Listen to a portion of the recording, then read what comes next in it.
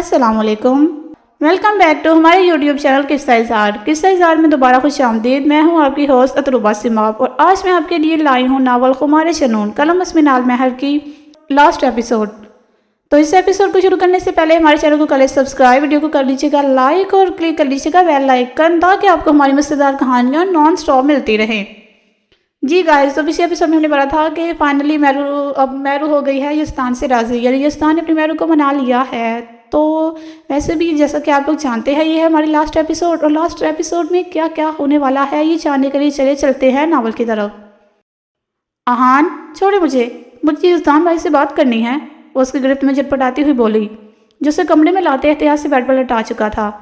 میری پٹاخا، سمجھنے کی کوشش کرو، وہ شادی شدہ ہیں، ان دونوں کو خود ان کی جھگڑے سلجھانے دو۔ اہان سمجھانے والے انداز میں اس کے بال سنوارتا ہوا بولا۔ مگر میرو اداس تھی، جب وہ پریشان ہوتی ہے ایسے ہی خود کو کمرے میں بند کر لیتی ہے۔ وہ پریشان سی سے بولی، اس کے لہجے میں بولتا تفکر میرو کے لیے اس کی محبت کو ظاہر کر رہا تھا۔ میری بے وقوف حسینہ، یزدان بھائی میرو سے محبت کرتے ہیں، ایسے چھوٹے موٹے جھگڑے ہوتے ہی رہتے ہیں، مگر زیادہ بہتر یہ ہے کہ دوسروں کو شامل کرنے کے بجائے ایسے معاملات خود سلجھائے جائیں۔ اگر ایسے معاملات میں دوسروں کو شامل کیا جائے تو معاملات بگڑ سکتے ہیں، اس لیے وہ لوگ بہتر جانتے ہیں، سمجھی؟ اس کے سر پر ہلکی سی چپت لگاتا ہوا بولا۔ نشوہ نے سمجھتے ہوئے اس بات میں سر ہلایا تھا۔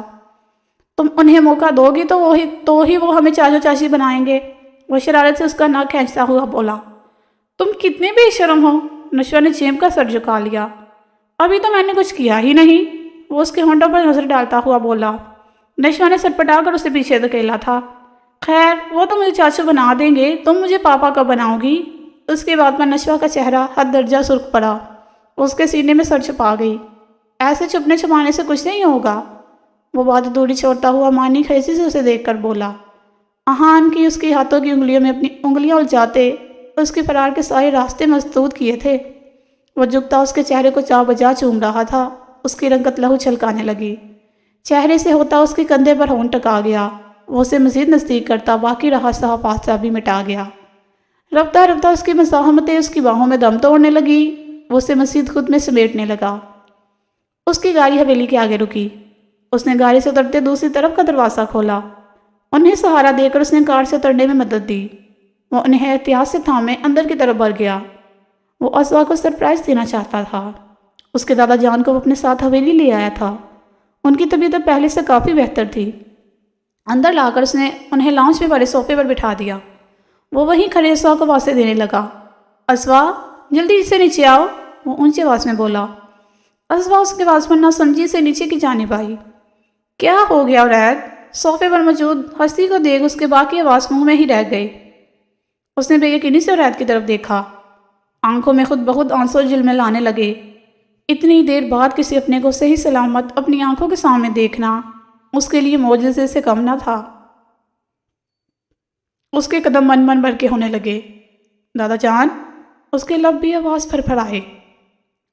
وہ چھوٹے چھوٹے قدم اٹھاتے ان کے نزدیک تر آ گئی۔ دادا جان اسے دیکھ کر اپنی باہیں پھیلا دی تھی۔ میری گڑیا، اسے سینے میں بینچے بھی آواز رونے لگے۔ عرید کی آواز پر تقریباً سبھی لاؤنج میں آ گئے تھے۔ وہ ان دونوں کو دیکھ کر آپ دیدہ سے ہو گئے۔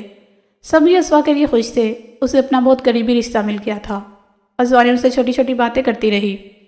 اسوا، ابھی ان کی طبیعت مکمل طور پر ٹھیک نہیں ہے، انہیں لے کر کمرے میں چلتے ہیں، وہ ان کے تھکاوٹ کو دیکھتا ہوا بولا۔ اسوا نے بھی سمجھتے ہوئے ہاں میں سر ہلایا، اور عید انہیں احتیاط سے تھامتا ایک کمرے کی طرف لے گیا۔ دادا جان بھی اپنے دوست کی واپسی پر بے تحاشا خوش تھے۔ وہ ابھی فریش ہو کر واش روم سے نکلا تھا، اب وہ ڈریسنگ کے سامنے کھڑا اپنے بال سنوار رہا تھا۔ اسوا نے دروازے کھول کر پہلی نظر اس پر ڈالی تھی۔ وہ کس طرح اس کا شکر ادا کرتی جو ہر لحاظ سے ایک پرفیکٹ ہسبینڈ تھا۔ وہ قدم قدم اٹھاتی اس کے نزدیک آتی، اس کے گلے میں باہیں ڈالتی، سر اس کے سینے پر ٹکا گئی، اور عید نے حیرانگی سے اس کا انداز دیکھا۔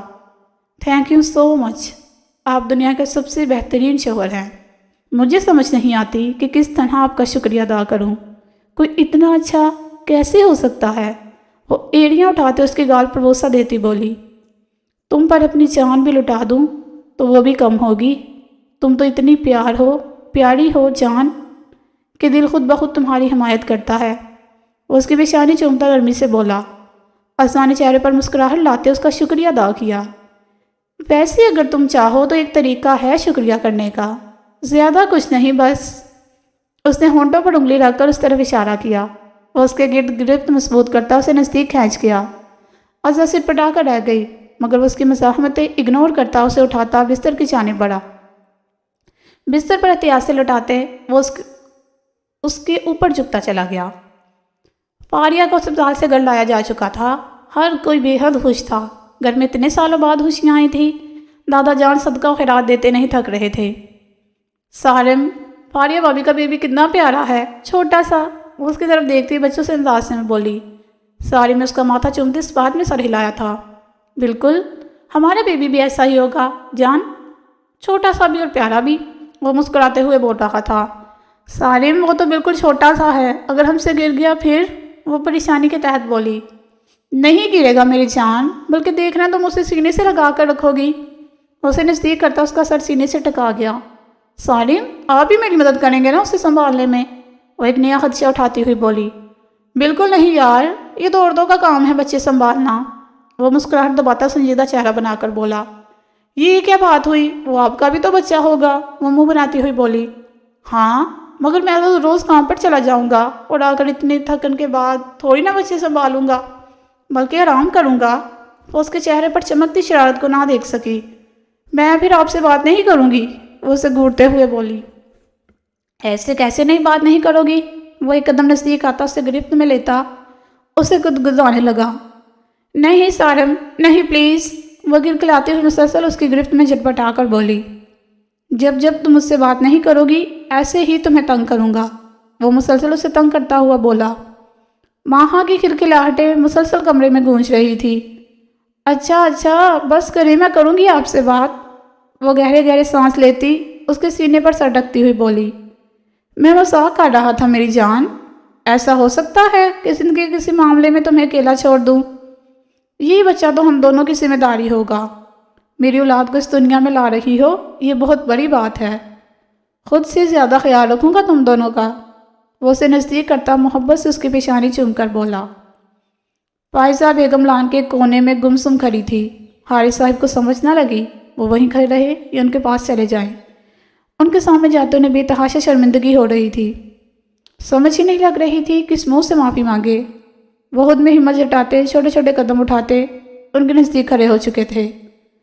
فائزہ بیگم نے چونک کر ان کی طرف دیکھا اور جلدی سے گالوں پر بہتے آنسو صاف کیے۔ جی کچھ چاہیے تھا؟ وہ سنجیدگی سے سر جھکا کر بولی۔ ان کا سرخ چہرہ اس بات کا گواہ تھا کہ وہ کافی دیر روتی رہی ہیں۔ فائزہ، مجھے تم سے کچھ بات کرنی تھی، وہ ہمت مجتمع کرتے بول اٹھے۔ فائزہ بیگم نے جھکا سر اٹھا کر سوالیہ نظروں سے ان کی طرف دیکھا۔ میں تم سے معافی مانگنا چاہتا ہوں، جانتا ہوں میرے گناہ اس قابل نہیں کہ میں معاف کیے جائیں، مگر میں پھر بھی ایک کوشش کرنا چاہتا ہوں۔ اگر کسی کے ساتھ ناانصافی کی ہے تو وہ تمہاری ذات ہے۔ اپنی ناکامیوں کا بدلہ تم سے اور اپنی اولاد سے لیتا رہا، اب سوچتا ہوں تو شرم آتی ہے۔ وہ بولتے بولتے نظریں جھکا گئے۔ فائزہ بیگم کا چہرہ بھی سپاٹ تھا۔ بہت خوب، ایک عمر گزار دی، اب آپ کو یاد آیا کہ آپ نے میرے ساتھ غلط کیا۔ میری ساری زندگی آنسوؤں میں گزر گئی، اب آپ کی معافی کا کیا کروں گی؟ وہ تنزیہ نظریں ان پر ٹکا کر بولی۔ جانتا ہوں کہ معافی کے قابل نہیں ہوں۔ ابھی وہ بول ہی رہے تھے جب ان کی بات درمیان میں کاٹ چکی تھی۔ نہیں جانتے، آپ کچھ نہیں جانتے کس تکلیفوں میں زندگی گزاری ہے۔ میرا بچہ صرف آپ کی وجہ سے مجھ سے دور رہا، کس بات کی معافی مانگیں گے؟ ان کی بات کاٹتی چلاتی ہوئی بولی۔ پلیز فائزہ، مجھے معاف کر دو، میں بہت تکلیف میں ہوں۔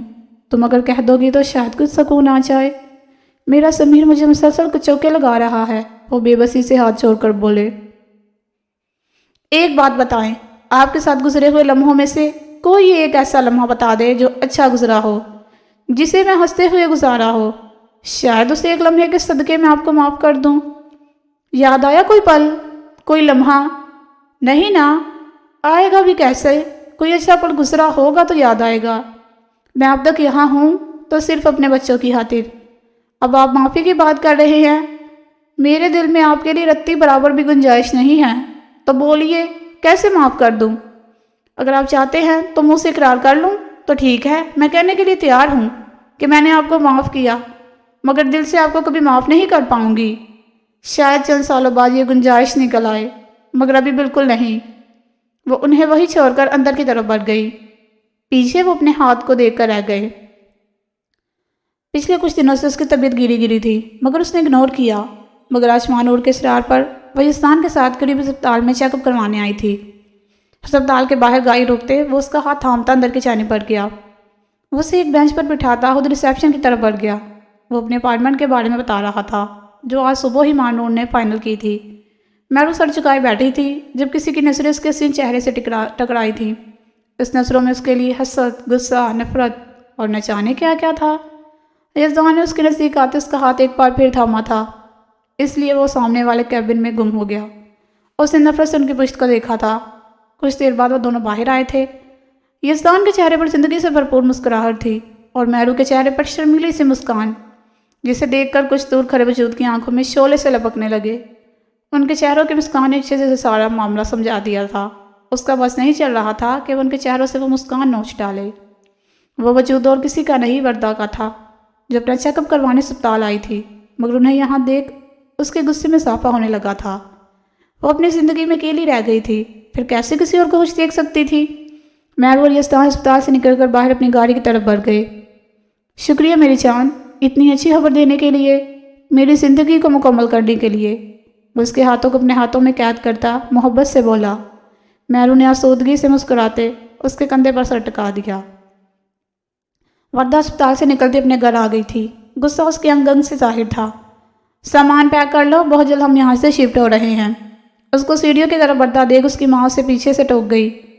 آپ کو جہاں جانا ہے جائیں، مگر میں کہیں نہیں جاؤں گی، وہ مڑتے ہوئے غصے سے بولی۔ تم سے پوچھا نہیں، بتایا ہے، اپنی بکواس بند کر کے جو کہا ہے وہ کرو۔ پہلے ہی تمہیں کافی ڈیل دے چکی ہوں، اگر ٹائم پر ہی تمہاری لگام کسی ہوتی تو اس بدتمیزی کا خیال کبھی بھی تمہارے دل میں نہ آتا۔ وہ غصے سے انگلی اٹھاتی وانٹ کرنے والے انداز میں بولی۔ جلدی سے سامان پیک کر لو، اب میں کچھ نہیں سنوں گی۔ پہلے ہی تو مجھے اچھا خاصا شرمندہ کر چکی ہو۔ تمہاری بے شرمی نے کہیں منہ دکھانے کے قابل نہیں چھوڑا۔ لوگوں سے نظر ملانے کی ہمت نہیں ہے، اس سے پہلے کہ بات سارے محلے میں پھیل جائے۔ ہمارے لیے یہی اچھا ہے کہ ہم یہاں سے چلے جائیں۔ میں فیصلہ کر چکی ہوں، مجھے کوئی نہیں روک سکتا۔ وہ سختی سے تنبیہ کرتی وہاں سے نکلتی چلی گئی۔ وہ اپنی 1.5 ماہ کے شہزادے کو اٹھائے ادھر سے ادھر ٹہل رہی تھی، جو چپ ہونے کا نام نہیں لے رہا تھا۔ مسلسل یہاں وہاں ٹہلتے اب اس کی ٹانگیں شل ہونے لگی تھی۔ چپ کر جاؤ میری چاند، پلیز ماما کو تنگ مت کرو، میں بہت تھک گئی ہوں۔ وہ اسے تھپکتی چپ کروانے کی کوشش کر رہی تھی۔ اندر آتے شام نے اس کا جملہ سنا تو وہ بھرپور انداز میں مسکرایا۔ شرارتی، اپنی ماں کو تنگ کرتے ہو؟ وہ نزدیک آتا اس کا ہاتھ سے اپنا بیٹا تھام چکا تھا۔ اس نے جھکتے ہوئے فاریہ کا ماتھا چوما۔ تھوڑی دیر بیٹھ جاؤ، کب سے سنبھال رہی ہو، تھک گئی ہوگی، وہ نرمی سے کہتا۔ فاریہ کو بے تحاشا اچھا لگا۔ آپ بھی تو تھکے ہوئے آئے ہیں، لائیں مجھے دیں، آپ فریش ہو جائیں اور کچھ دیر آرام کر لیں۔ وہ اس کی تھکاوٹ کے خیال سے بولی۔ نہیں، میں ٹھیک ہوں، یہ صرف تمہاری ذمہ داری نہیں بلکہ میری بھی ذمہ داری ہے، وہ مسکراتا ہوا بولا۔ فاریہ سر ہلاتے جا کر بیڈ پر بیٹھ گئی۔ اب وہ مسکراتے ہوئے ان باپ بیٹوں کے محبت بڑے مظاہرے لاحظہ کر رہی تھی۔ وہ ادھر ادھر ٹہلتا، اسے بہلاتا، اسے چپ کروانے کی کوشش کر رہا تھا۔ اسپتال پر بستر پر وہ بے سدھ پڑی تھی۔ دوائیوں کا اثر کم ہونے لگا تھا تو اس نے آنکھیں کھول کر ادھر ادھر دیکھنا چاہا۔ اس نے مندی مندی آنکھوں سے ارد گرد کا جائزہ لیا۔ وہ اسپتال میں موجود تھی۔ ایک دم ہی اسے اپنے اندر خالی پن کا احساس محسوس ہوا۔ اس کا دل کسی انہونی کے خیال سے دھڑکنے لگا۔ ابھی وہ اسی پریشانی میں مصروف تھی جب اس کا شوہر دروازہ دھکیلتا اندر کی طرف آیا۔ سنیے میرا بچہ، اس کے لبوں سے یہ چند الفاظ پر مشکل ادا ہوئے۔ مار دیا تم نے، قاتل ہو تم، میری اولاد کی، ہماری اولاد کی۔ اب خوش ہو اس کانٹے کو نکال کر؟ تمہارے لیے کانٹا ہی تھا نا؟ وہ بول نہیں رہا تھا بلکہ طنز کے تیر پھینک رہا تھا۔ اس نے بے بسی کے احساس سے نفی میں سر ہلانا چاہا۔ اسے معلوم تھا ساری غلطی اسی کی ہے، یہ سارا کچھ اسی کی وجہ سے ہوا تھا۔ تم نے کفران نعمت کی تھی تو خدا نے تم سے وہ نعمت چھین لی۔ وہ اپنی بات مکمل کرتا خاموش ہو چکا تھا۔ اسپتال کے کمرے میں اس کی دبی دبی سسکیاں گونج رہی تھی، مگر اسے خاموش کروانے والا ایک سائڈ پر لاپرواہ سا کھڑا تھا۔ آج وہ سارے ایک گیٹ ٹوگیدر کر رہے تھے۔ کافی وقت ہو گیا تھا سب کو ملے، اس لیے سب نے چھوٹی سی تقریب کا انعقاد کیا۔ فاریہ کا بیٹا 4 ماہ کا ہو گیا تھا۔ میرو اور یزدان نے انہیں بھی ڈنر پر انوائٹ کیا تھا، وہ دونوں تیار ہوتے افندیوں کے حویلی کی جانب بڑھ گئے۔ سارم اور ماہا نے اپنے فلیٹ سے ہی وہاں پہنچنا تھا۔ 1.5 گھنٹے کے ڈرائیو کے بعد وہ حویلی کے باہر موجود تھے۔ سارم اور ماہا پہلے سے وہاں موجود تھے۔ وہ سب سے ملتے ان کے درمیان بیٹھ چکے تھے۔ سارم ماہا کے ساتھ ساتھ میرو اور نشا بھی چھوٹے سے گلگوتھنے کو اٹھانے کے لیے بے قرار تھے۔ لاؤنج میں مختلف آوازیں گونج رہی تھی۔ ایک طرف مرد حضرات اپنی گفتگو میں مصروف تھے تو دوسری جانب عورتیں اپنی گفتگو میں مگن تھیں۔ ہر کسی نے اپنے اپنے حصے کا غم کاٹے تھے۔ بالآخر سب کو ان کی خوشیاں نصیب ہو چکی تھی۔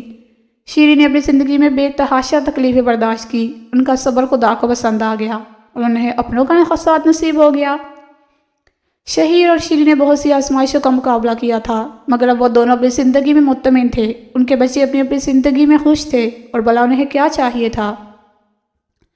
زمیرہ افندی نے اپنی زندگی میں تکلیفوں کو سہنے کے باوجود بڑے صبر کا مظاہرہ کر کے اپنے گنہگار کو معاف کر دیا۔ اس کی ایک معافی ان دونوں کی زندگیوں کو خوشی سے بھر گئی تھی۔ یزدان افندی چھوٹی چھوٹی بات پر غصہ کرنے والا، اپنے غصے میں وہ اپنی زندگی کا بہت غلط فیصلہ کر گیا تھا، اس لیے تو غصے کو اسلام میں حرام قرار دیا ہے۔ اسے زندگی نے سب کچھ سدھارنے کے لیے دوسرا موقع دیا تھا۔ اس موقع کا فائدہ اٹھاتے اس نے اپنی زندگی کو سدھار لیا تھا۔ فاریہ لاشاری مسلسل دکھوں کی چکی میں پستی رہی، مگر کسی ایک پل بھی اس کا ایمان نہیں ڈگمگایا۔ جس نے اپنے شوہر سے سچی محبت کی اور اسے ثابت بھی کیا۔ حشام لاشاری انا کی قید میں بند مغرور شہزادہ، جسے زندگی نے بڑی زور کے تھپڑ مارا کہ اس کی ساری انا ساری عقل بہتی چلی گئی۔ انسان مٹی کا پتلا، یہ غرور تکبر اس کے لیے بنا ہی نہیں ہے۔